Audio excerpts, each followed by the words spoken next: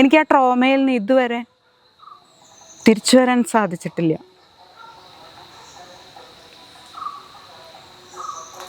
ഒരു വർഷത്തിന് ശേഷം എന്നെയും ഒറ്റപ്പാലം എന്ന് പറയുന്ന സ്ഥലത്തേക്ക് കൊണ്ടുപോയി. 2.5 ഏക്കർ വരുന്ന ഒരു തെങ്ങിൻ തോപ്പിൻ്റെ നടുക്ക് ഉണ്ടായിരുന്നൊരു വീടാണത്. അവിടെയും ഞാൻ ഏകയായിരുന്നു. ഒരു ലക്ഷ്യമില്ലാണ്ട് ആ തെങ്ങും വളപ്പിൽ കൂടി ഇങ്ങനെ നടക്കും. പിന്നെ ആരും കാണാതെ പുറത്തിറങ്ങി നടക്കും. അങ്ങനെ ഇരിക്കെ ഒരിക്കൽ ഞാൻ അവിടെ ഒരു വേട്ടേക്കരൻ ക്ഷേത്രം കണ്ടുപിടിച്ചു.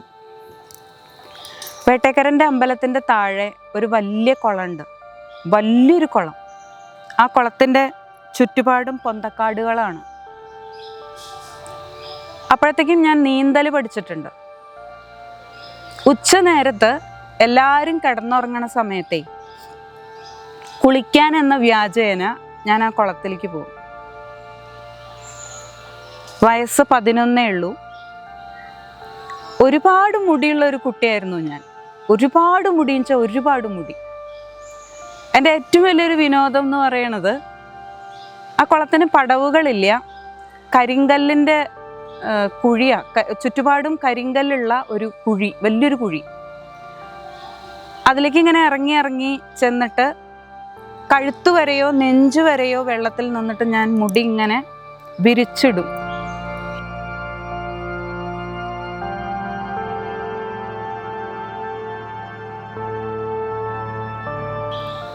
ആ മുടിയുടെ നടുക്ക് എൻ്റെ തല മാത്രം ഇങ്ങനെ കാണും. വേണമെങ്കിൽ മണിക്കൂറുകളോളം അങ്ങനെ നിൽക്കും. ഇതൊരു പതിവാക്കി. അങ്ങനെ ഇരിക്കെ പൊന്തക്കാട്ടിൽ ഒരു ദിവസം ഒരു വലിയ പാമ്പ് എഴഞ്ഞു പോണത് ഞാൻ കണ്ടു. വല്ലാത്തൊരു ഭയം തോന്നി. അന്ന് അമ്മയുടെ തറവാട്ടിൽ ഉപേക്ഷിച്ചു പോന്ന ആ പാമ്പ്, അവൻ ഉപേക്ഷിതനായിട്ടില്ല, എൻ്റെ പിന്നാലെ എന്നെ നടക്കുന്നുണ്ട് എന്നുള്ളൊരു തോന്നലുണ്ടായി എനിക്ക്. തിരിച്ച് വീട്ടിൽ ചെന്നു. ആരോടും ഒന്നും പറയാണ്ട് ഈറൻ മാറി തൊടിയിൽ കൂടി ഇങ്ങനെ നടക്കുമ്പോൾ ഞങ്ങളുടെ അടുത്ത വീട്ടിൽ ഒരമ്മൂമ്മയുണ്ട്. ഞാനൊരു ചുരുങ്ങിയത് 40-45 കൊല്ലം മുമ്പത്തെ കാര്യമാണ് പറയണേ കേട്ടോ.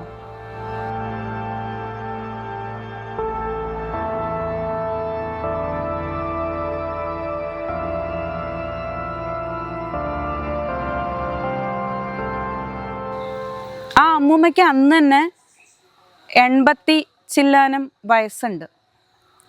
അവര് അപൂർവേ വീടിൻ്റെ പുറത്തേക്ക് ഇറങ്ങുള്ളൂ. അവരുടെ വീടിൻ്റെ ഉള്ളിൽ ഒരു ഇരുട്ടിടനാഴിയുണ്ട്. ഇരുട്ട് മാത്രമല്ല, അധികം ഇലക്ട്രിസിറ്റി പ്രചാരത്തിൽ വന്നിട്ടില്ലാത്തൊരു കാലമാണത്. ആ ഇടനാഴിയുടെ അറ്റത്ത് പോയിരിക്കും അവര്. പേടിയാവും അവരെ കണ്ടാൽ. ഇരുട്ടിനേക്കാൾ കറുത്തൊരു അമ്മൂമ്മയായിരുന്നു അവര്. വളരെ വളഞ്ഞ ഒരു രൂപം, ചോന്ന കണ്ണ്, ഉച്ചിയിൽ കെട്ടിവെച്ചിട്ടുള്ള കറുത്ത മുടി. ഇത്രയും പ്രായമായിട്ടും അവരുടെ മുടി നരച്ചിട്ടുണ്ടായിരുന്നില്ല. അവർ മാറിടം മറയ്ക്കാത്ത ഒരു സ്ത്രീയായിരുന്നു. ഒരു ചെറിയ കുട്ടി തോർത്തുമുണ്ട് മാത്രമാണ് അവർ ഉടുത്തിട്ട് ഞാൻ കണ്ടിട്ടുള്ളത്. ആ തോർത്തുമുണ്ടിൻ്റെ വെളുപ്പോണ്ടാണ് അവരാ ഇടനാഴിയിൽ ഇരിക്കുന്നുണ്ടെന്ന് നമുക്ക് മനസ്സിലാവാം. എനിക്ക് അവരോട് വർത്താനം പറയാൻ തന്നെ പേടിയായിരുന്നു. പാല് വാങ്ങാനും മോര് വാങ്ങാനും ഒക്കെ ഞാൻ അവരുടെ വീട്ടിലേക്കാണ് പോവുക. അപ്പോൾ ഈ ഇടനാഴി ക്രോസ് ചെയ്തിട്ട് വേണം പാല് വാങ്ങാൻ ചെല്ലാനായിട്ട്. അപ്പോൾ അവരെന്നെ, ഞാൻ മുന്നിൽ കൂടെ പോകുമ്പോൾ അവരിൻ്റെ കൈ പിടിക്കും. എനിക്ക് വല്ലാത്തൊരു വിറയാണ് അവരിൻ്റെ കയ്യിൽ പിടിച്ചു കഴിഞ്ഞാൽ. പോകെ പോകെ ഇങ്ങോട്ട് വായോ, ഞാൻ കഥ പറഞ്ഞുതരാം എന്ന് പറയും. കഥ കേൾക്കാൻ വളരെ ഇഷ്ടമുള്ളൊരു കുട്ടിയായിരുന്നു ഞാൻ. കഥകളിൽ കൂടി വളർന്നു വന്നൊരു കുട്ടി. അച്ചമ്മയ്ക്ക് ശേഷം എനിക്ക് കഥ പറഞ്ഞു തരാൻ ആരും ഉണ്ടായിരുന്നില്ല. അങ്ങനെ ഒരിക്കൽ ഞാൻ മുന്നിൽ കൂടെ കടന്നു പോകുമ്പോഴേ അവരിൻ്റെ നീണ്ട മുടിയിൽ പിടിച്ചു. ഇവിടെ ഇരിക്കെ, കുറച്ച് വർത്താനം പറഞ്ഞിട്ട് പോവാമെന്ന് പറഞ്ഞു. അവരുടെ അടുത്ത് ഞാൻ ഇരുന്നപ്പോൾ അവരെൻ്റെ മുടി ഇങ്ങനെ കോതി വൃത്തിയാക്കിക്കൊണ്ടിരുന്നു. എന്നിട്ട് പറഞ്ഞു, അതേ, ഞാൻ പറയണ ഒരു കാര്യം കേട്ടോളൂ, നുണയല്ല കേട്ടോ. ഈ അമ്പലക്കുളത്തിലേക്ക് ഉച്ചയ്ക്ക് പോവാറില്ലേ? ഇതെങ്ങനെ ഇവർ കണ്ടു എന്നുള്ളതാണ് അത്ഭുതം. വീടിൻ്റെ പുറത്തേക്ക് ഇറങ്ങാത്ത ഈ സ്ത്രീ അങ്ങനെ പോവാണ്ടിരുന്നോളൂ, അപകടമാണ്. പണ്ട് അങ്ങനെ ഒരു സംഭവം ഉണ്ടായിട്ടുണ്ട്. എന്താ സംഭവം? ഇവരെത്ര പേടിപ്പെടുത്തുന്ന ആളാണെന്ന് വെച്ചാലും കഥ പറയാമെന്ന് പറഞ്ഞാൽ അതൊക്കെ മറക്കും. അങ്ങനെ അവരെനിക്ക് പറഞ്ഞു തന്നൊരു കഥ. പൊട്ട നുണയായിരിക്കും, പക്ഷെ ആ കഥ ഇപ്പോഴും എൻ്റെ മനസ്സിലിങ്ങനെ തിളങ്ങി നിൽക്കുക. പണ്ട് നാട്ടിൽ സുന്ദരിയായിട്ടുള്ളൊരു കുട്ടി ഉണ്ടായിരുന്നു. 10-16 വയസ്സൊക്കെയുള്ള സുന്ദരിയായിട്ടുള്ളൊരു കുട്ടി. കുറേ മുടിയുണ്ടായിരുന്നു, എന്നെ പോലെ തന്നെ.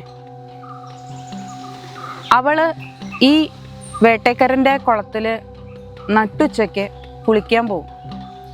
അങ്ങനെ കുളിക്കാൻ പോകുമ്പോഴേ ഒരു ദിവസം പൊന്തക്കാട്ടിൽ നിന്ന് ഒരു ശൂളം വിളി കേട്ടു.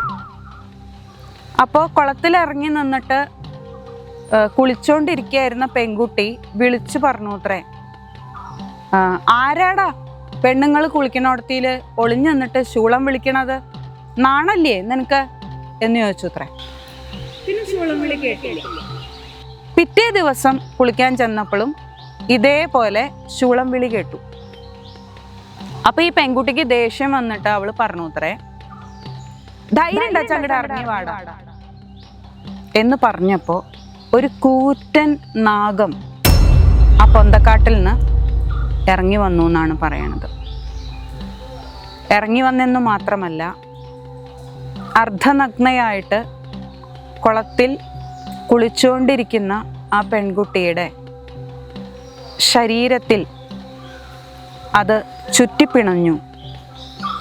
അവളുടെ നഗ്നമായ മാറിടത്തെ മറച്ചുകൊണ്ട് അവൻ്റെ ശരീരം ചുറ്റിവരിയുകയും തലയ്ക്കു മുകളിൽ ഇങ്ങനെ പടം പിടിക്കുകയും ചെയ്തു അത്രേ. കുളത്തിൽ നിന്ന് കരയ്ക്ക് കയറാൻ വയ്യാത്ത പെൺകുട്ടി അവിടെ നിന്ന് ഉറക്കെ കരഞ്ഞു. നാട്ടുകാരെല്ലാവരും ഓടിക്കൂടി. ആ നാട്ടിലെ ആ കുട്ടിയുടെ തറവാട്ടിലത്തെ വലിയ കാർന്നോരും ഓടിക്കൂടി. കുട്ടിയോട് വീട്ടിലേക്ക് നടക്കാൻ പറഞ്ഞു. പാമ്പ് ഇവളെ വിട്ടുപിരിയാതെ തന്നെ നടക്കാൻ പാകത്തിന് തൻ്റെ ദേഹം അയച്ചു കൊടുത്തു എന്നാണ് പറയണത്. അങ്ങനെ ഇവൾ വീട്ടിലെത്തുകയും ഉമ്മറത്തെ മുറ്റത്ത് ഒരു കല്ലിൻപിൽ ആ കുട്ടീനെ ഇരുത്തുകയും ചെയ്തു. ഒരുപാട് മന്ത്രവാദികൾ ശ്രമിച്ചിട്ടും മറ്റു പലരും വിചാരിച്ചിട്ടും എന്ത് പ്രലോഭനങ്ങൾ അർപ്പിച്ചിട്ടും പാമ്പ് കുട്ടിയുടെ ശരീരത്തിൽ നിന്ന് ഇറങ്ങാൻ കൂട്ടാക്കിയില്ല എന്നാണ് പറയണത്. അങ്ങനെ ഒരു മണ്ഡലം പൂർത്തിയാക്കിയത്രേ. അനേകം ചോദ്യങ്ങൾ ഈ കഥ കേട്ടുകൊണ്ടിരിക്കുമ്പോൾ എൻ്റെ മനസ്സിൽ വരുന്നുണ്ടെങ്കിലും അതൊന്നും ചോദിക്കാനുള്ള മനസ്സാന്നിധ്യം ഇല്ലാണ്ട് ഞാൻ ആ അമ്മമ്മയുടെ കണ്ണിലേക്ക് തന്നെ നോക്കിയിരുന്നു. അവരുടെ കണ്ണുകൾ ആ നേരത്ത് പാമ്പിൻ്റെ കണ്ണുകൾ പോലെ എനിക്ക് തോന്നുന്നുണ്ടായി. തുടർന്ന് 41-ാം ദിവസം ഒരു വലിയ കുഴി നിർമ്മിച്ച് കുട്ടിയെ ചുറ്റിയിരിക്കുന്ന പാമ്പിനെയും ആ കുഴിയിൽ ഇറക്കിയിരുത്തിയിട്ട് ഒരു കൂട്ടം മന്ത്രവാദികൾ ഇരുന്ന് മന്ത്രം ചൊല്ലിയിട്ട് ഒരവസാന ശ്രമം എന്നോണം പാമ്പിനെ ഒഴിച്ചുവിടാൻ നോക്കിയിട്ടും പാമ്പ് ആ പെൺകുട്ടിയുടെ ശരീരത്തിൽ നിന്ന് ഒഴിഞ്ഞു പോയില്ല എന്നും അവസാനം ഒരാൾ തോക്കുകൊണ്ടുവന്ന് വെടിവെക്കും എന്ന് ഉറപ്പായ സമയത്ത് പാമ്പ് അവളുടെ തിരുനെറ്റിയോട് ചേർത്ത് തൻ്റെ പടം ഒട്ടിച്ചു വെച്ചു എന്നും പാമ്പിൻ്റെയും പെൺകുട്ടിയുടെയും നെറ്റിയിലൂടെ വെടിയുണ്ട പാഞ്ഞു എന്നുമാണ് കഥ. അവർ ഈ രംഗങ്ങളൊക്കെ നേരിൽ കണ്ടതുപോലെയാണ് എനിക്കെന്നാ കഥ പറഞ്ഞത്. ഈ കഥ കേവലം 11-12 വയസ്സുള്ള എൻ്റെ ഉള്ളിൽ ഉണ്ടാക്കിയ വികാരം എന്ന് പറയണത് ഭയമാണോ അതോ പ്രേമമാണോ എന്നൊന്നും എനിക്ക് അറിഞ്ഞുകൂടാ. അങ്ങനെ ഇരിക്കലേ എൻ്റെ 12ാമത്തെ വയസ്സിലാണ് എം മുകുന്ദൻ്റെ മയ്യഴിപ്പുഴയുടെ തീരങ്ങളിൽ നിന്നുള്ള നോവല് ഞാൻ വായിക്കുന്നത്. അതിൽ കുഞ്ഞുമാണിക്യം എന്ന് പറയുന്ന അതിസുന്ദരിയായ പെണ്ണിനെ മോഹിക്കുന്ന ചെട്ടിയാരും അവളെ കിട്ടാത്ത സങ്കടം കൊണ്ട് ശോഷിച്ച് ഭക്ഷണം കഴിക്കാതെ ഉപവസിച്ച് മരിക്കുന്ന ചെട്ടിയാർ അവസാനം ഒരു വലിയ പാമ്പായി മാറുന്നതും കുഞ്ഞുമാണിക്യത്തെ പൊതിഞ്ഞു പിടിച്ചുകൊണ്ട് മരിക്കുന്നതുമായൊരു ഭാഗം ഞാൻ വായിക്കുകയുണ്ടായി. ഒരുപക്ഷെ ഇത്തരം കഥകൾ പല നാടുകളിൽ പലതരത്തിൽ സംക്രമിച്ചിട്ടുണ്ടാവാം. എന്നാലും അത് എനിക്ക് തോന്നിയിട്ടുള്ളത് സത്യമാണെന്നാ.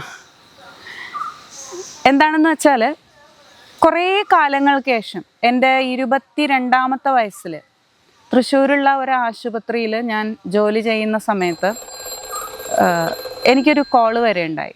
റിസപ്ഷനിസ്റ്റായിട്ട് ഞാൻ ജോലി ചെയ്യുന്ന സമയത്ത് റിസപ്ഷനിലേക്കൊരു പുറമേ നിന്നുള്ളൊരു കോള് വരെ ഉണ്ടായി. ആ കോളിൽ വിളിച്ചയാൾ ചോദിച്ചത് അവിടെ ഒരു പെൺകുട്ടീനെ അഡ്മിറ്റ് ചെയ്തിട്ടുണ്ടോ, ഒരു പാമ്പ് മേത്ത് കയറിയിട്ട് എന്നായിരുന്നു.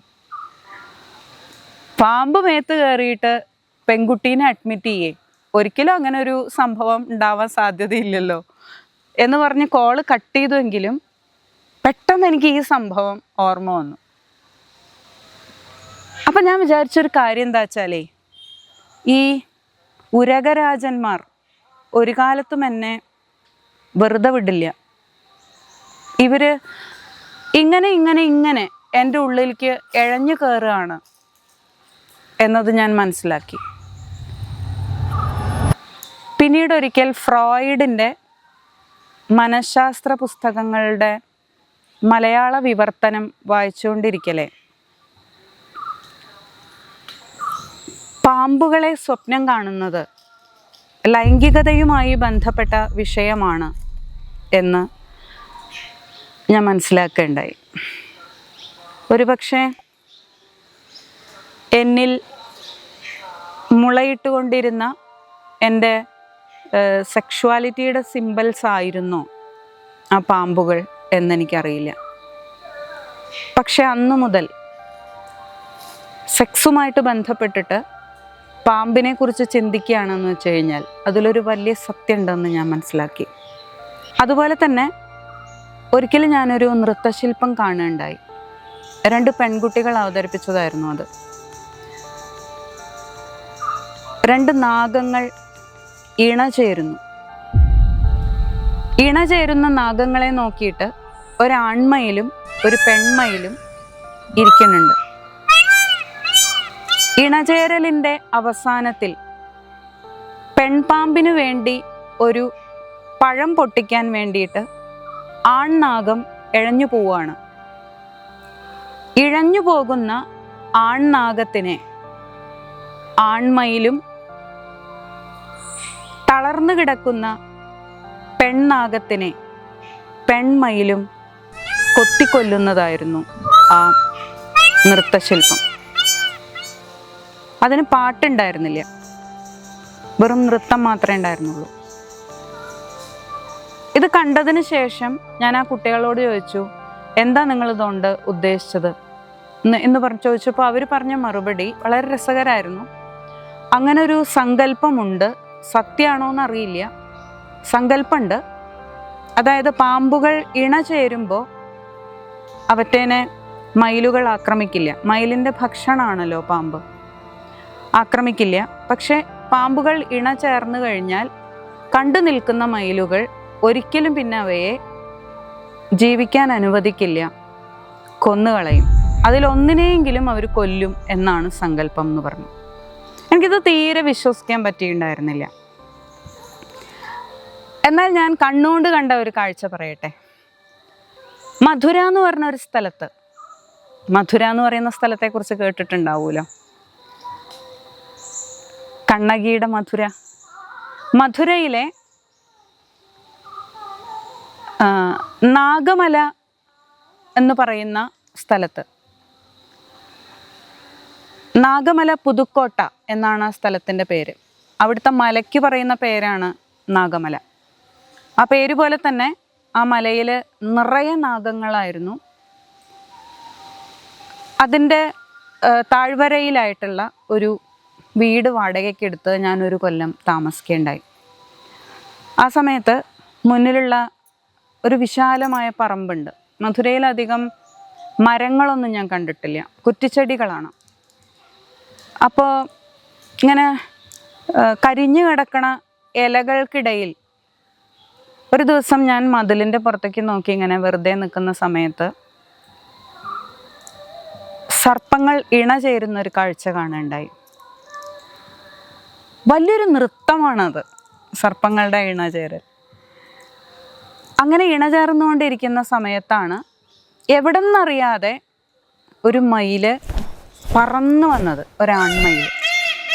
അത് പറന്നു വരികയും സർപ്പങ്ങൾ ഇണചേരുന്ന അതേ ആവേഗത്തോടെ അതിൻ്റെ പീലി വിടർത്തി കുറേ നേരം നൃത്തം ചെയ്യുകയും ചെയ്തു. എൻ്റെ കയ്യിൽ അന്ന് ആൻഡ്രോയിഡ് ഫോണില്ല. എനിക്ക് ആൻഡ്രോയിഡ് ഫോൺ കിട്ടിയിട്ടൊരു 10 കൊല്ലമായിട്ടേ ഉള്ളൂ.